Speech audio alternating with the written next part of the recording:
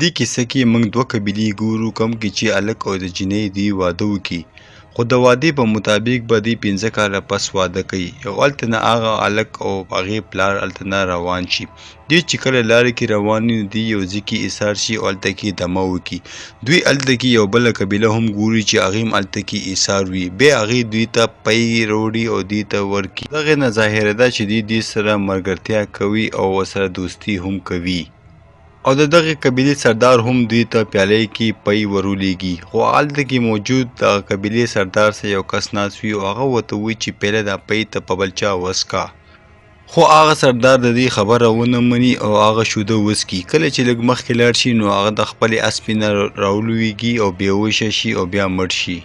دا د هغه قبیلې سردار یو سازش و او دی پکې مړ کړو او دې ته یې په دې شیدو کې زهر اچولی وو. او د دې سردار د مرګ نه پس د هغه قبیلې خلک ټول دوی پرېږدي او هلته نه ترې لاړ شي. د دې خبرې دغه مطلب و که دغه خلک ژوند کول غواړي نو دوی به یو مضبوطې قبیلې کې شاملېدل غواړي، هله به دوی نورو قبیلو نه بچ کېږي. او د دې قبیلې کې یو خاص سړی وي کوم چې هغه دې سره پاتې شوي خلکو سره هم لاړ شي او دغه قبیلې کې کوم جناوران چې هغه هم ځان سره یوسي. خو کله چې هغه خاص سړی هلته نه ځي، د تیموجین مور دې ته ووایي چې دا ښه ونه کړو او یو ورځ به زما دا زوی غټ شي او تا به مړ کړي. او هغه سړی چې لږ مخکې لاړ شي نو هغه سوچ وکړي چې کیدای شي دغه ماشوم سبا غټ شي او ما مړ کړي. هغه راواپس شي او هغه د دې د مرګ فیصله کوي. خو د دې د قبیلې یو رواج و کوم کې چې دوی واړه او زنانه نه مړه کوي. خو بیا دا سړی هغه ماشوم اوږدوالی ناب کوي، خو هغه ماشوم ډېر زیات ټیټ وي او ماشوم هم وي. او دغه شانتې دا سړی هغه ماشوم پرېږدي او ورته ووایي چې بل کال به زه راځم او ستا دا زوی به مړ کومه. څه وخت پس موږ ګورو چې یخني راشي او برفباري وشي، دې ماشوم سره ځای نه وي.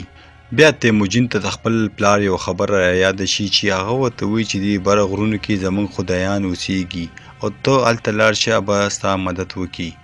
او هغه شانتې هغه هلته لاړ شي. خو کله چې دا بره راشي نو دا یو لاندې اوبو کې ولویږي. بیا هلته کې یو ماشوم راشي او د هغې زندګي بچ کړي او خپل ځان سره یې کور ته ویسي. تیموجین ورته وایي چې ډېره مننه. او هلته کې د هغه ماشوم یو بل رور هم وي. هغه ورته بیا پیالې کې شوده ورکړي، خو هغې خپل لاس کټ کړي او هغه اینه پکې واچوي او ورته ووایي چې ته دا شوده وڅښه، دې نه پس به ته زموږ رور شي، ولې چې تا کې هم زموږ وینه شامله شوه. او دغه شانتې تیموجین هغه شوده وڅښي، اوس دا درې واړه وروڼه شي. بله ورځ موږ ګورو چې هغه سړی هم راشي کوم چې د دې د پلار ملګری و، هغه تیموجین ونیسي او دغه شانتې تیموجین ونیسي او ځان سره یې راولي. یو ځل بیا هغه د هغې قد معلوموي، خو اوس هم دا ورکوټی وي. بیا دغه سړی فیصله وکړي چې زه به دا ځان سره قیدي کړم تر هغې پورې کله پورې چې دا غټ شوی نه وي. او دا هغې په مرۍ کې یو له لرګي کړه واچوي. د دې سړي قبیلې کې یو بوډا سړی وي کوم چې تیموجین ته روزانه خوراک او روټۍ ورکوي او د هغې زخمونو باندې ملهم هم لګوي. وخت تېرېدلو سره هغه سړی د دې اوږدوالی ناب کوي، خو دا اوس هم ډېر زیات ورکوټی وي. یوه ورځ موږ ګورو چې ډېر تیز باران وي او ټول خلک خپلې خیمو ته لاړ شي. او هغه بوډا سړی کوم چې به د دې خیال ساتله او دې ته به یې روټۍ ورکوله، هغه د دې فایده اوچته کړي او تیموجین ته وایي چې دلته نه تخته او بیا را نه شي. او دغه شانتې تیموجین هلته نه وتښتېږي. هغه ډېر زیات لرې راغلی وي او هغه هلته کې راشي کوم ځای کې چې د دې پلار دې ته ویلي وو. دا هلته کې یو ګیدړ هم وګوري او د دې د مرۍ نه هغه کړه هم خپله کولاوه شي. بیا موږ یو څو کاله پس وخت ګورو کوم کې چې تیموجین ډېر زیات غټ شوی وي، خو هغه اوس هم هغه قبیلې خلکو نه تښتي. او دا هغه قبیلې خلک وو کوم کې چې دې ورکوټیوالو کې مړ کولو. خو اخر هم هغه یې وینیسي او رایې ولي او مکرنګي قید کې کوم کې چې دا ورکوټیوالو کې قید شوی و. تیموجین اوس ډېر زیات غټ شوی وي او بوډا شوی هم وي او هغه مرګ ته بالکل تیار وي. خو هغه سړی ورته وایي چې زه تا به اوسه هم نه مړ کومه. خو هغه سړی ورته وایي چې ته ماته سوالزاري وکړه، خو دا ورته وایي چې زه به کله هم داسې ونه کړم، ته ما مړ کړه خو زه به تاله کله هم منتظاري ونه کړم. دا سړی ورته وایي چې ته خو اوس ما پاره مړ کولې، خو اوس به زه تا دومره وکړم او دومره به دې وځورومه. یو ځل بیا تیموجین هلته کې قید شي بیا موږ مکه بوډا سړی ګورو کوم چې به بچپن کې دې ته راتلو او دې ته به خوراک ورکول. هغه ډېر زیات بوډا شوی وي خو اوس هم ژوندی وي. یوه شپه موږ ګورو چې یو سړی دې سره ناست وي او هغې ډېره زیاته نشه کړې وي او هغه د تیموجین خواته راشي. خدای راونیسي او هغه کړۍ باندې ووهي او ډېر زیات زخمي کړي او هلته کې مړ کړي او هلته نه وتښتېږي. ټولو نه پیله تیموجین هغه جینۍ پسې لاړ شي کمې سره چې د دې په بچپن کې واده شوی و. هغه اوس ډېره زیاته غټه شوې وي او ښایسته هم وي. هغه دا ځان سره یوسي او خپلې مور او خور سره لاړ شي. تیموجین مور چې کله وګوري چې زما زوی ژوندی دی نو هغه ډېره زیاته خوشحاله شي. یو شپه موږ ګورو چې یو ځل بیا یوه قبیله په دوی باندې حمله وکړي ولې چې تیموجین پلار په بچپن کې د دې قبیلې سردار مړ کړی و. د دې قبیلې سردار هغه ټایم کې ماشوم و او هغې قسم خوړلی و چې کله زه غټ شم زه به د دې نه خپل بدل علم او دغه شانتې د تیموجین مور هلته نه اغوا کړي او ځان سره یې ویسي. تیموجین یوازې وي او هغه خو دې سره مقابله نشي کولی. دې لپاره تیموجین هغه خپل ورور پسې لاړ شي کوم چې دې ته په بچپن کې شیدو کې خپله اینه ورکړې وه. هغه هم د خپلې قبیلې یو سردار جوړ شوی وي. تیموجین ورته د خپلې ښځې په باره کې ووایي خو هغه ورته وایي چې موږ دپاره یو کال په کار دی دې قبیلې سره جنګ کولو لپاره ولې چې دغه قبیله ډېره زیاته طاقتوره ده. بیا موږ ګورو چې یو کال تیر شي او تیموجین د خپل ورور سره هغه قبیلې باندې حمله وکړي او دغه شانتې ټوله قبیله ختمه کړي. تیموجین خپله ښځه هم په یو خیمه کې وګوري خو هغه جنۍ هغه قبیلې سردار سره واده کړی وي او هغې نه یوه ماشوم هم وي خو تیموجین اوس هم دې سره ډېره مینه کوي او دغه شانتې دې خپلو خلکو سره کینی او کم روټۍ او خوراک چې پاتې شوی وي هغه دې کینی او د خپلې قبیلې خلکو سره یې وخوري او د هغه قبیلې نه چې کم خلک هم پاتې شوي وي هغه هم دې سره اوس ملګري شي او دغه شانتې د تیموجین قبیله ډېره زیاته مضبوطه شي خو د دې هغه ورور اوس دې نه ډېر زیات جلس شي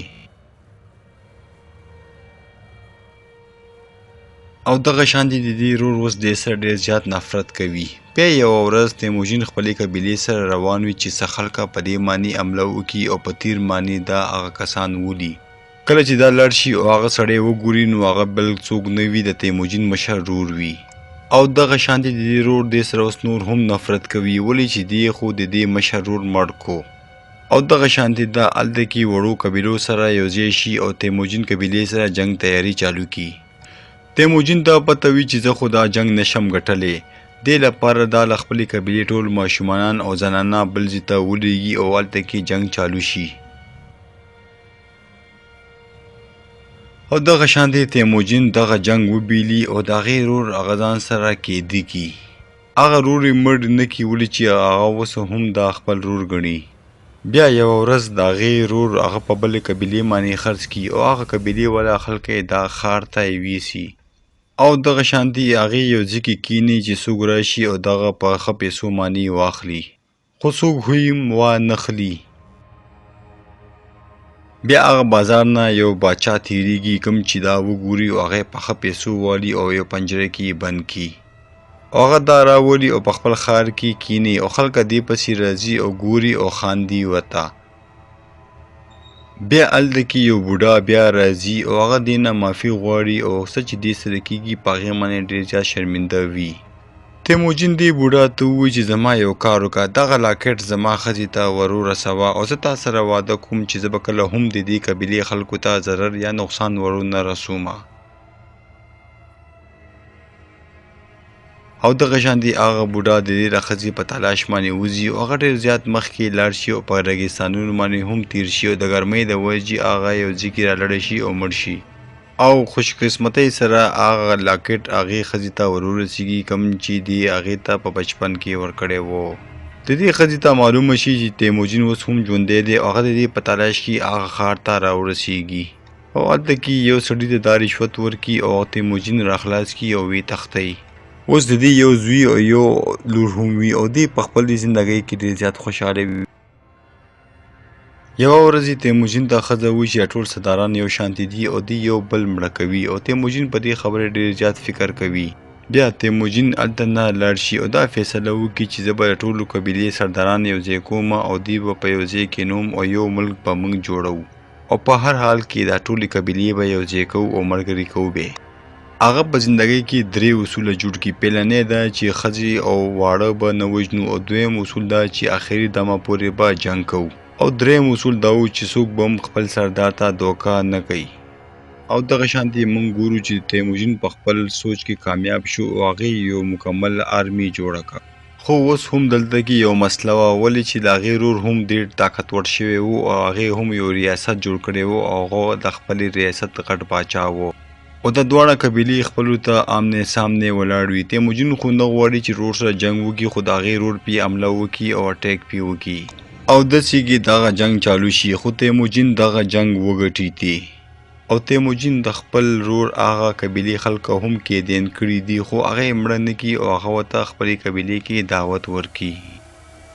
تیموجین خپل رور ته لاړ شي او هغه ورته وایي چې زه تا نه مړ کومه، خو د هغې رور ورته وایي که زه ستا په ځای وی نو ما به دغه ټول کسان مړه کړی وي. تیموجین او د دې سوچ کې ډېر زیات فرق وي. هغې د خپل له سوچ د وجې هر څه وبیللو او تیموجین د خپل له سوچ د وجې هر څه یې وګټلو او دغه شانتې تیموجین خپل رور پرېږدي او ازادي کړي. بیا څه موده پس موږ تیموجین ګورو چې د خپل سلطنت باچا شي او تاریخ اوس هم د چنګیز خان په نوم باندې یاد ساتي او دا تر اوسه پورې هم ډېر طاقتور او ډېر ښه راجا مني. او دلته کې زموږ فلم ختم شي. که تاسو دا فلم خوښ شوی وي نو زما چینل سبسکرایب کړئ.